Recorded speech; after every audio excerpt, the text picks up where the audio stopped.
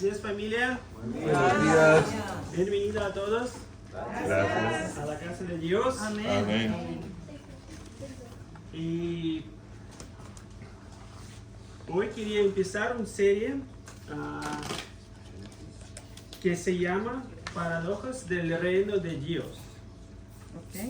Y la pregunta, ¿cómo? Empezamos con una pregunta. ¿Qué es una paradoja?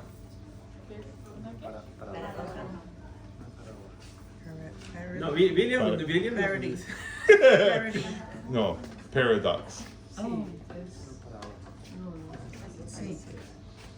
Un animal. No. Es algo que es opuesto a lo que está diciendo. Exactamente, esa es una paradoja. Vale, hay muchas explicaciones, como definiciones en diccionario, y ese podemos extraerlo,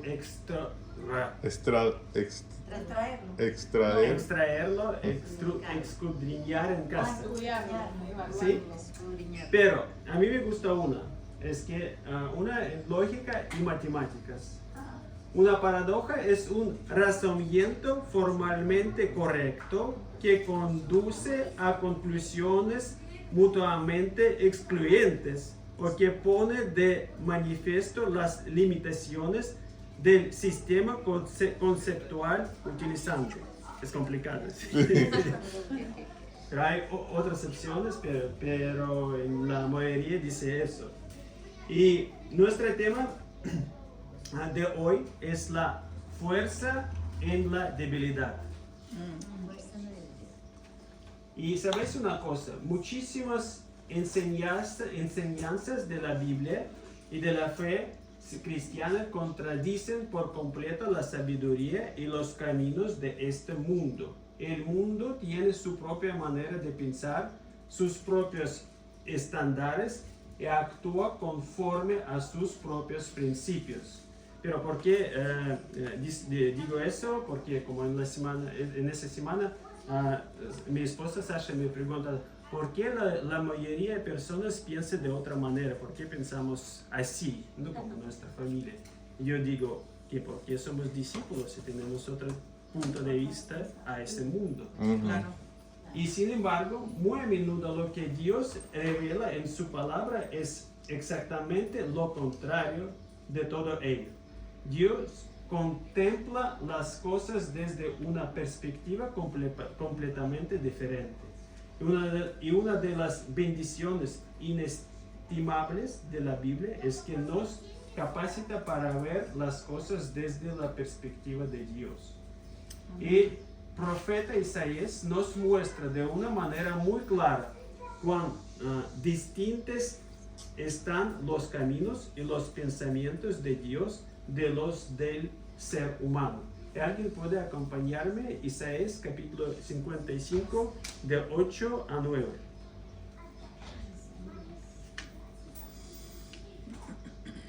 Isaías 55 de 8 a 9. Ok. Leo, Sí, por favor. porque mis pensamientos no son vuestros pensamientos, ni vuestros caminos mis caminos, dijo Jehová. ¿Cómo son altos los cielos? ¿Cómo son más altos los cielos que la tierra? Así son mis caminos más altos que vuestros caminos, y mis pensamientos más que vuestros pensamientos. Gracias. Y como podéis ver, existe un profundo abismo entre el nivel de los caminos y pensamientos de Dios y el nivel de los caminos y pensamientos humanos. Un abismo que el hombre es incapaz de salvar por sí mismo. Y los caminos y los pensamientos humanos pertenecen al ámbito terrenal, mientras que los caminos y los pensamientos de Dios pertenecen al ámbito celestial. Pero antes de leer nuestro primer pasaje, me gustaría hacer una especie de introducción. Una reflexión general sobre la fuerza y la debilidad. Pero decidme, hermanos, ¿es verdad o no que desde pequeños la mayoría de nosotros fuimos educados por nuestros padres y por nuestro entorno para ser fuertes. Ujú. ¿Sí? ¿Verdad? Sí. Pero, ¿qué nos decían nuestros padres? Come bien Ujú. y te harás fuerte. No llores. Sé un hombre. Sé un hombre. Es para Los hombres. para los hombres. Aprende a defenderte. No muestres tus debilidades a nadie. Pero según he observado, las chicas solían dividirse de dos grupos. A unas las educaban como princesas, ¿verdad? A mí. Y a otras les enseñaban que el mundo es duro y que había que ser fuertes de todos modos, ¿verdad? Y aún aquellas a las que educaron como princesas, tarde o temprano llegaban a la misma conclusión, que no conviene poner toda la esperanza en los hombres. ¿Sí? Nunca he oído a unos padres decir, hijo, procura ser débil. No, nunca. Hija, aprende a ser indefensa. ¿Verdad que no? O pensad en otro ejemplo de mi infancia, cuando os faltaban argumentos para demostrar fuerza, vuestra fuerza. Es para los chicos, parece, más. Siempre aparecía la carta del hermano mayor. Puede que yo no sea tan fuerte, pero tengo un hermano mayor. O ya vendrá mi padre. ¿Tuvisteis alguna vez esas discusiones sobre quién era más fuerte, vuestro padre o el padre de un compañero de clase? Ujú. O incluso, ¿quién es más fuerte, tu padre o Arnold Schwarzenegger? Seguro que más de uno tuvo esas conversaciones, ¿sí? Aquí en la sala veo que la mayoría sois chicas, ¿sí? Hermanos. No sé si vosotros discutían sobre qué madre era más fuerte, pero seguramente sí hablabais de quién cocinaba mejor algún plato, ¿sí? Sí, claro. Siempre nos han enseñado a ser fuertes, a tener éxito. Y la sociedad sigue repitiendo exactamente el mismo mensaje. Ten éxito, sé seguro de ti mismo, sé un ganador, hazte notar, construye tu imagen. El mundo valora la fuerza.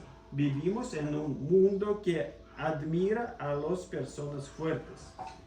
Un deportista fuerte, un político fuerte, un líder fuerte, un carácter fuerte.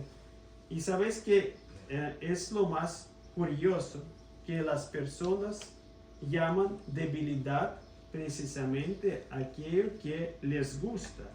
El chocolate es mi debilidad. La pesca es mi debilidad. Los coches son mi debilidad.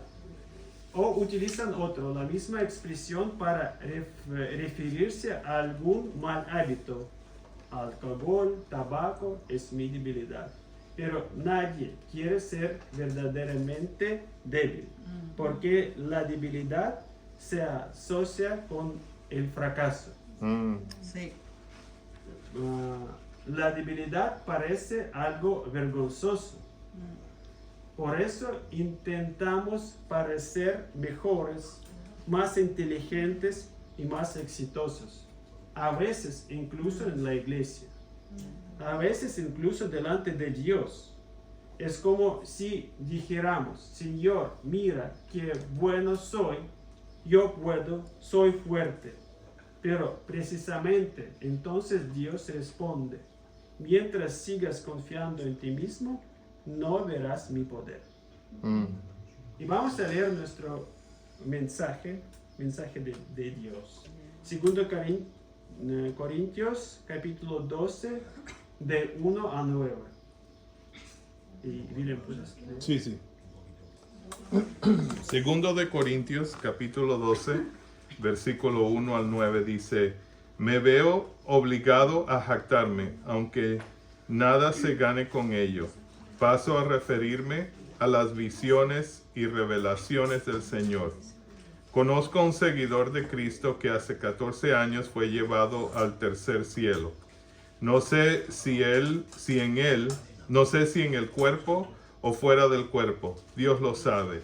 Y sé que este hombre, no sé si en el cuerpo o aparte del cuerpo, Dios lo sabe, fue llevado al paraíso y escuchó cosas indecibles que a los humanos no se le permite expresar. De tal hombre podría presumir, pero de mí no haré alarde sino de mis debilidades. Sin embargo, no sería insensato si decidiera jactarme, porque estaría diciendo la verdad, pero no lo hago, para que nadie suponga que soy más de lo que aparento o de lo que digo. Para evitar que me volviera presumido por estas sublimes revelaciones, una espina me fue clavada en el cuerpo, es decir, un mensajero de Satanás, para que me atormentara. 3 veces rogué al Señor que me la quitara, pero Él me dijo: te basta con mi gracia, pues mi poder se perfecciona en la debilidad. Por lo tanto, gustosamente presumiré más bien de mis debilidades, para que permanezca sobre mí el poder de Cristo. Gracias. Aquí el apóstol Pablo dice: cuando soy débil, entonces soy fuerte. ¿Cómo es posible algo así? Vamos a analizar el pasaje, y para entender lo que Pablo quiere decir, no podemos sacar esta frase de un contexto. Por eso hemos leído todo el pasaje. ¿Y de quién habla Pablo? ¿De sí mismo? Pero todo comienza con una afirmación bastante sorprendente. Como dice: me veo obligado a jactarme, pero también hay otras traducciones que dicen que no es buena jactarme, ¿sí? Pero es interesante que después de estas palabras, Pablo empieza a contar la historia de un hombre extraordinario. No dice que es él. Surge una pregunta: ¿de quién está hablando? Y William ya sabe una versión. Es una versión, es que no sabemos. En realidad no lo sabemos con total certeza, pero sí sabemos que se trata de alguien realmente excepcional. Sí. La mayoría de los intérpretes de la Biblia coinciden en que está hablando de sí mismo. Interesante, ¿verdad? Sí. Sí, no lo dice directamente. No escribe: yo fui arrebatado en tercer cielo. Dice: conozco a un hombre en Cristo. Pero a medida que avanza su razonamiento, parece que las cartas se ponen sobre la mesa. Primero habla de revelaciones extraordinarias y después explica: para que no me enaltecerá por la grandeza de las revelaciones. Fijaos en que cambia el pronombre. Primero dice un hombre y luego dice yo. Por eso la mayoría de los teólogos, ¿sí? Prácticamente no tiene dudas de que Pablo está hablando de sí mismo. Pero, ¿por qué habla de sí mismo en tercera persona? Me parece que la respuesta es preciosa, porque le da pudor hablar de sus propias experiencias espirituales. No quiere impresionar a nadie, no quiere crear alrededor de sí mismo una imagen de superhombre. Es como si estuviera diciendo, sí, esto sucedió, pero no quiero construir mi reputación sobre ello. Y aquí ya podemos ver el corazón del apóstol. Hoy en día muchas personas dicen, mirad lo que Dios me ha mostrado, mirad las experiencias que he tenido, mirad las revelaciones que he recibido. Pero Pablo, al contrario, parece esconder todo eso. No desea que las personas admiren a Pablo. Desea que las personas admiren a Cristo. Y eso por sí mismo ya es una lección extraordinaria. Y vamos a ver que dice el tercer cielo. Sí, interesante. ¿Qué es tercer? Después de Pablo dice que este hombre fue arrebatado hasta el tercer cielo. ¿Qué es eso? ¿Qué significa esto? Si somos sinceros, nadie lo sabe Exacto. con absoluta certeza. Existe una hermosa explicación que muchos comentaristas suelen mencionar. El primer cielo será la atmósfera de la tierra, lo que vemos sobre nuestras cabezas, ¿sí? El segundo cielo será el espacio, las estrellas y las galaxias. Y el tercer cielo será el lugar de la presencia de Dios, lo que no podemos ver. Es a lo mejor el paraíso. Hasta qué punto esta explicación es exacto, es difícil decirlo. Pero lo importante aquí no es la matemática de los cielos. Lo importante es otra cosa. Pablo experimentó algo que es imposible describir con palabras humanas. Él escribe, oyó palabras inefables que al hombre no le es permitido expresar. Imaginaos, un hombre contempló algo tan grande, tan hermoso y tan glorioso que el lenguaje humano resultó insuficiente. ¿Os ha ocurrido alguna vez vivir momentos para los que no existen palabras? Sí, es como cuando nace un hijo, por ejemplo. Cuando una persona a la que los médicos daban por perdida se recupera inesperadamente. Cuando Dios responde a una oración. Cuando está en la cima de una montaña y comprendes que ninguna fotografía puede transmitir lo que están viendo tus ojos. Entonces decimos, esto no se puede explicar. Hay que vivirlo. Pues bien, la experiencia de Pablo fue tan extraordinaria que dice aquí, durante 14 años no habló de ella con nadie. Imaginaos eso.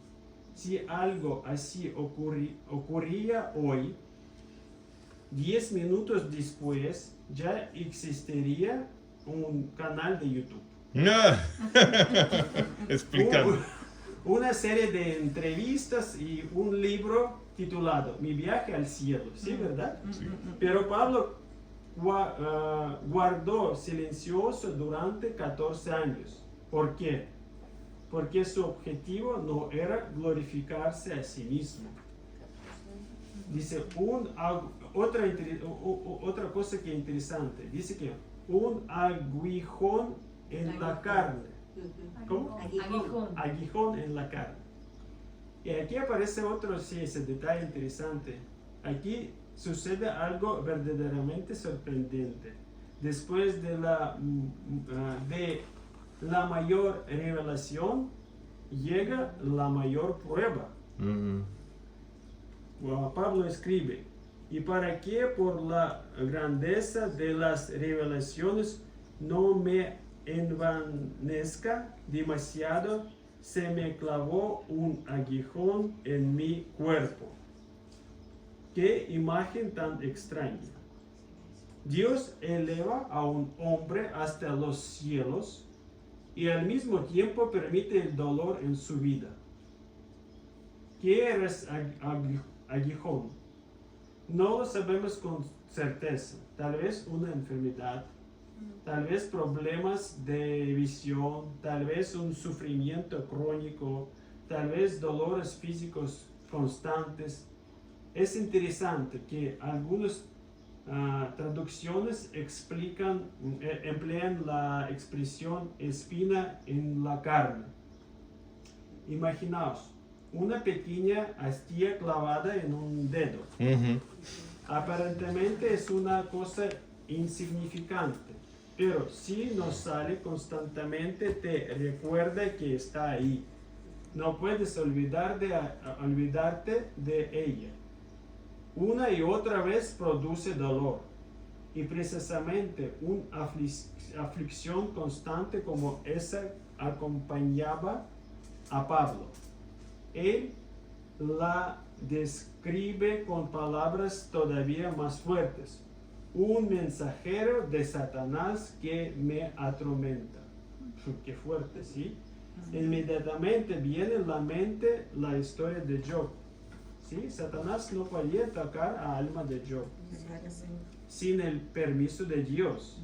No podía destruir la relación de Job con Dios, pero Dios permitió el sufrimiento. Exactamente lo mismo sucede aquí. A veces Dios no elimina la prueba y a veces la utiliza. Pero una pregunta, ¿le gustaba a Pablo su debilidad? Creo que no, en absoluta. Pero a veces, al leer este pasaje, uno podría pensar que Pablo disfrutaba de sus sufrimientos o que se alegraba de sus enfermedades. Pero no era así. Pablo, como leemos aquí, le rogó al Señor 3 veces que le quitará aquello. 3 veces. Y no fueron oraciones como rutinarios, ni palabras dichas por costumbre. Fue un clamor del corazón. Señor, quítamelo. Señor, sáname. Sí, Señor, libérame. Y sí, incluso el apóstol Pablo pidió ser liberado. No debemos sentirnos culpables cuando nosotros también oramos por sanidad. Es normal pedir, es normal llorar, es normal abrir nuestros corazones delante de Dios y hablarle de nuestro dolor. El mismo Jesucristo en Getsemaní oró diciendo: Padre mío, si es posible, pase de mí esta copa, ¿sí? Pero a veces la respuesta de Dios es distinta de lo que esperamos. Nosotros pedimos liberación y Dios nos da gracia. Nosotros pedimos que cambie las circunstancias y Dios cambia nuestro corazón. Nosotros pedimos que quite el aguijón y Dios responde: te basta mi gracia, porque mi poder se perfecciona en la debilidad. Y es como si el Señor le estuviera diciendo a Pablo: Pablo, no te abandonaré. No te abandonaré, pero tampoco voy a quitar todo aquello que te causa dolor. Porque a través de eso, las personas no vieran tu fuerza sin la mía. Pablo se niega a promocionarse a sí mismo, también podemos ver en ese mensaje. Después el apóstol dice unas palabras realmente sorprendentes. Si quisiera gloriarme, no sería insensato porque diría la verdad. ¿Sí? ¿Te acuerdas? Sí. En otras palabras, decimos: tengo motivos para presumir. Y de hecho los tenía, ¿sí? Había sido arrebatado hasta el tercer cielo, ¿verdad? Había visto cosas indescriptibles, había realizado milagros, había resucitado muertos, había recibido revelaciones del Señor, había escrito gran parte del Nuevo Testamento, pero entonces a nadie. Prefiero abstenerme. ¿Pero por qué? Porque, dice aquí, para que nadie piense de mí misma, de mí, más de lo que en mí ve y oye de mí.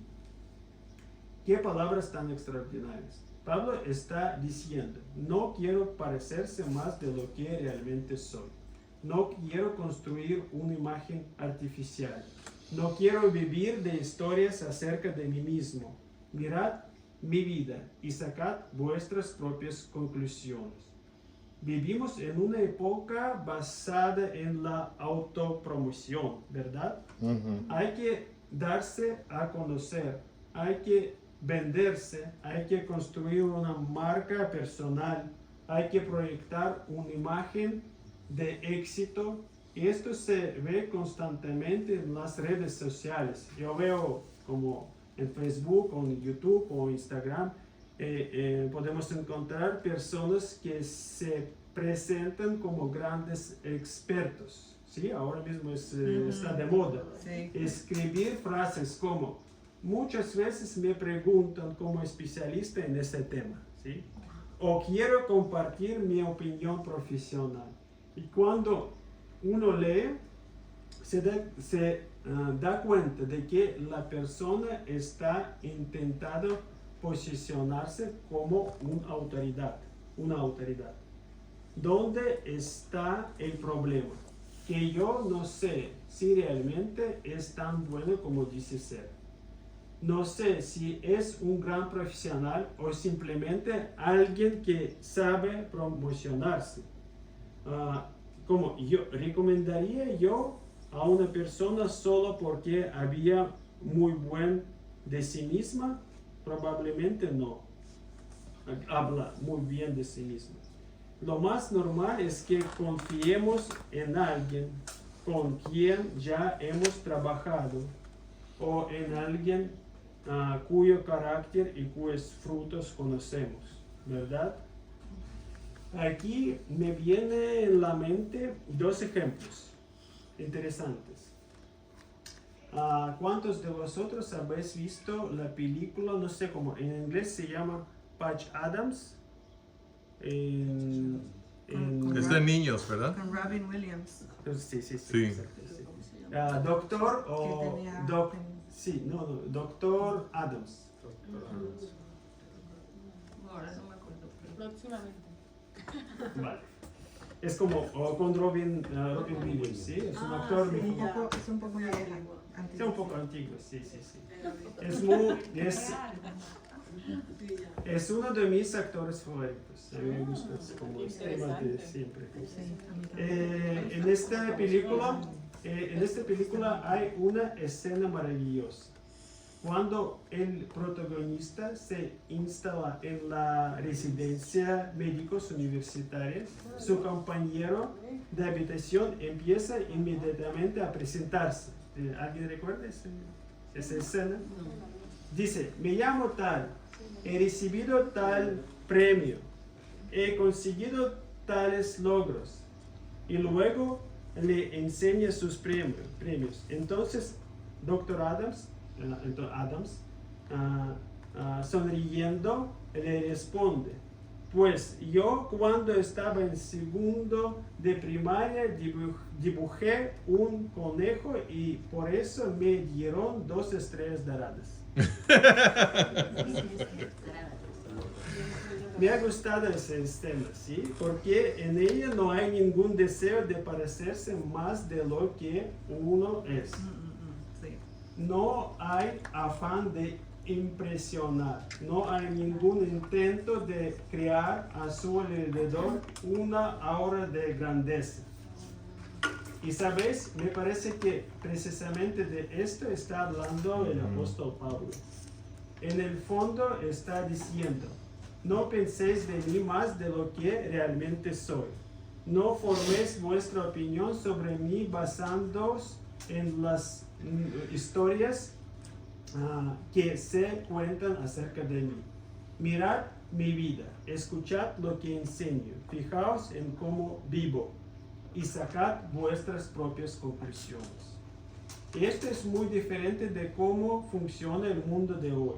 Hoy se enseña a la gente a construir una imagen, a crear una marca personal, a mostrarse, a darse a conocer, pero en el reino de Dios funcionan leyes completamente distintas. Otra historia que quería decir está en mi memoria, que mi madre me contó hace años. Cuando estudiaba en la Universidad de Medicina también, había entre los estudiantes un joven que, por decirlo suavemente, estudiaba bastante mal. Suspendía constantemente, tenía que volver a examinarse y siempre tenía problemas con los estudios. Pero por fuera siempre iba impecable. Traje perfectamente planchado, camiseta blanca, corbata, un caro maletín de cuero. Parecía el presidente de una gran empresa o un profesor famoso. Y un día mi madre no pudo más y le preguntó: oye, siempre vas impecable, pero estudias mal. ¿Cómo piensas tratar a la gente? Y él respondió con toda tranquilidad: yo no voy a tratar a nadie, voy a ser profesor. Y sabes que es lo sorprendente para mí, como que es, por eso yo cuento esa historia, que realmente llego a ser profesor. ¿Sí? Sí, y además por circunstancias de la vida, años después incluso llego a darme clase ahí. Ay, suponía que era lindo. ¿Y qué tal? ¿Y qué tal? ¿Es buen profesor? Pero no, como es profesor, no decía mucho, pero es que hay libros. Bueno, ahí sí te Solo tiene que preguntar, sí. Sí. Pero no trataba nunca a los pacientes. Siempre estaba un profesor. No dependía la vida de nadie de él. Amén. Es verdaderamente testimonio, es la vida. Al final no es lo que una persona dice de sí mismo, sino lo que su vida dice acerca de él. Amén. Es verdad. Por eso Pablo escribe: para que nadie piense de mí más de lo que ve en mí o escucha de mí. Dios no busca personas que sepan impresionar. Busca personas a través de las cuales puede actuar. No busca a quienes saben hablar maravillosamente o su propia fuerza, sino aquellos que reconocen sinceramente su debilidad, porque es entonces cuando toda la gloria pertenece a Dios. Y precisamente por eso la última frase de este pasaje suena tan paradójica y tan hermosa, porque cuando soy débil, entonces soy fuerte. No porque la debilidad sea una virtud en sí misma, no porque a Dios le guste el sufrimiento, sino porque ahí donde termina el yo puedo del hombre, comienza el yo puedo de Dios. Y vamos a ver otro mensaje que está en segundo capítulo de Corintios, pero otro capítulo, 4, de 5 a 7. Capítulo 4, de 5 a 7. Ok, dice: no nos predicamos a nosotros mismos, sino a Jesucristo como Señor. Nosotros no somos más que servidores de ustedes por causa de Jesús. Porque Dios Porque Dios que dijo que la luz resplandezca en las tinieblas, hizo brillar su luz en nuestro corazón para que conociéramos la gloria de Dios que resplandece en el rostro de Jesucristo.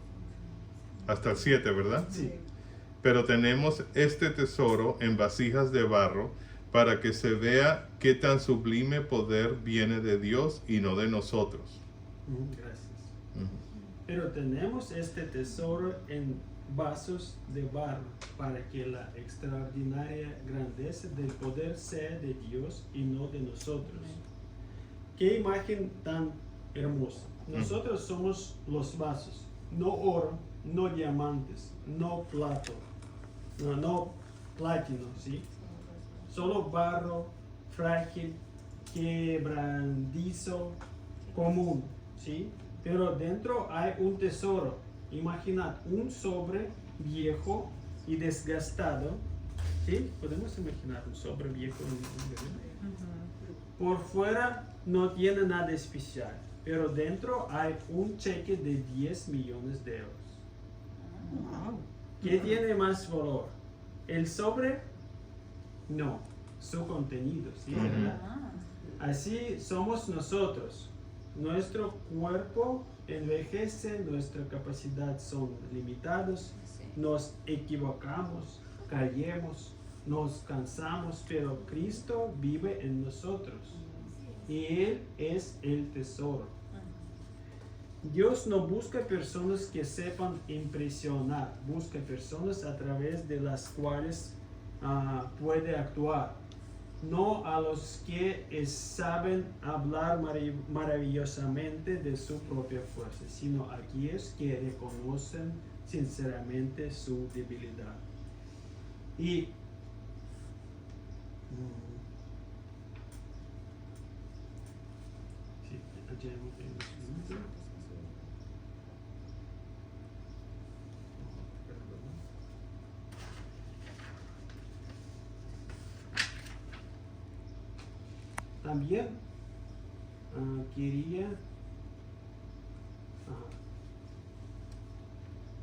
también quería como enseñar un ejemplo. Imagináis, por ejemplo, yo todavía tengo en casa uno o dos como CD.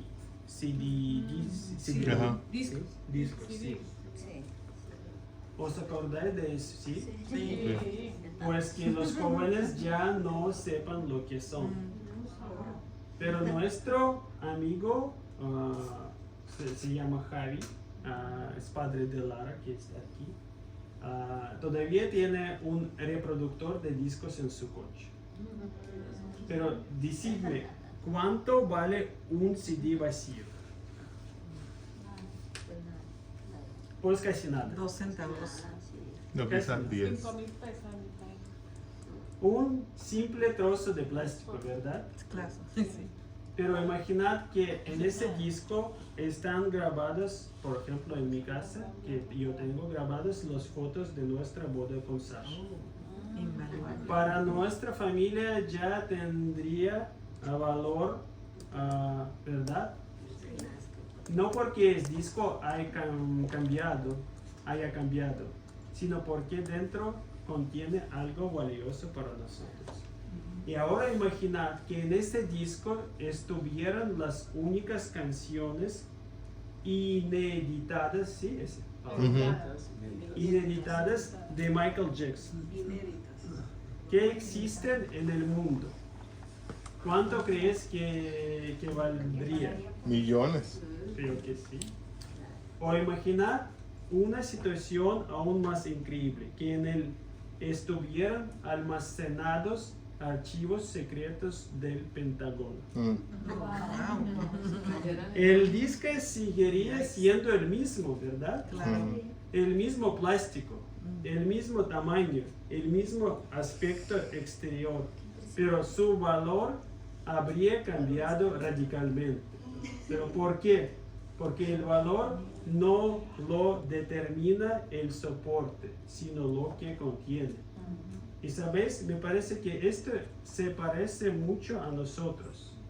Las personas en el fondo somos muy parecidos. Todos tenemos dos brazos, dos piernas, todos tenemos debilidades, limitaciones y problemas. No somos más que portadores. Pero en el Nuevo Testamento Pablo dice que somos carta de Cristo.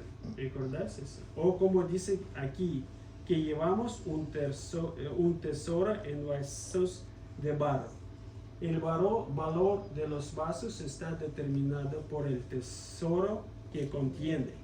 Y por eso cuando Dios actúa a través de nosotros, especialmente a través de personas débiles e imperfectas, no podemos decir, mirad qué grandes somos. No, decimos, esto lo ha hecho Dios. Dios ha obrando a través de nosotros, aunque no somos más que vasos de barro. Porque el tesoro siempre es más importante que el vaso. Dios ama utilizar personas débiles y hay muchos ejemplos en la Biblia. Recordad lo que Moisés decía de sí mismo en Éxodo capítulo 4 de 16 a 16. No vamos a leer, pero se dice como, recordad que dice, era torpe para hablar. ¿Recordáis? Sí. Tenía un defecto en el hablar. Algunos incluso creen que era tartamudo. Jeremías decía, soy demasiado joven. Gedeón se consideraba el más insignificante. David era un simple pastor. Pedro era un hombre impulsivo. Tomás dudaba siempre. María Magdalena había estado poseída. Y Pablo se llamaba a sí mismo el primero de los pecadores. Y Dios dice, perfecto, ahora puedo actuar a través de vosotros. Porque las personas fuertes tienden a decir, esto lo he hecho yo. Pero los débiles dicen, esto lo ha hecho el Señor. Y a veces puede parecer que Dios lleva a una persona hasta un punto en el que una persona ya no puede más. No aguanto más este sufrimiento. Y eso duele, ¿verdad? Pero, ¿sabéis? Es necesario. Porque mientras una persona confía en sí misma, nunca aprenderá a confiar completamente en Dios. Recordad a Pedro, él decía, aunque todos te abandonen, yo jamás. Y pocas horas después negó a Cristo 3 veces. Y solo cuando Pedro lloró amargamente y comprendió su propia debilidad, Dios pudo hacer de él un verdadero pastor. Antes de la caída, Pedro era un hombre seguro de sí mismo. Después de la caída, se hizo fuerte, porque ahora ya no confiaba en sí mismo sin Dios. Y la oración más poderosa a veces es como, Señor, ya no puedo más. El mundo considera eso una derrota, pero para Dios es un comienzo. Mientras una persona dice, yo puedo, Dios espera. Pero cuando una persona dice, Señor, sin ti no puedo, entonces comienza a actuar el poder de Dios. Y tenemos el ejemplo más grande, es Jesucristo también. Isaías dice, ciertamente llevó en nuestras enfermedades y sufrió nuestros dolores. Cuando Jesús estaba colgado en la cruz y lo que le rodeaban les parecía débil, le gritaban, si eres hijo de Dios, baja de la cruz. pero en realidad precisamente en aquel momento se estaba manifestando el mayor poder del universo. Él podía llamar a legiones de ángeles, ¿verdad? Podía destruir a sus enemigos, podía bajar de la cruz, pero permaneció ahí, no porque fuera impotente, sino porque amaba. Fue el amor lo que le mantuvo en la cruz. Y a veces la mayoría fuerza no se manifiesta en la capacidad de golpear, sino en la capacidad de soportar. No en la capacidad de destruir, sino en la capacidad de salvar. No en la capacidad de castigar, sino en la capacidad de perdonar. Quizás tú tienes tu propio aguijón. Tal vez sea una enfermedad, tal vez un carácter débil, tal vez una lucha con el pecado, tal vez el miedo, tal vez la soledad o quizás un dolor que llevas arrastrado durante años y quizás ya le has dicho muchas veces al Señor, Señor, quítamelo. Y quizás hoy el Señor te dice las mismas palabras que le dijo a Pablo. Te basta mi gracia. No porque le sea indiferente de tu dolor, sino porque quiere que a través de tu debilidad las personas vean su poder. No tengáis miedo de vuestras debilidades. No hace falta esconderlas de Dios. No somos una reunión de personas perfectas. Somos una reunión de vasos de barro. Pero dentro de nosotros está el tesoro más precioso, Cristo. Y por eso nuestra esperanza no está en nuestra propia fuerza, ni en nuestros talentos, ni en nuestra experiencia, ni en nuestro carácter, ni en nuestra sabiduría, sino en Dios.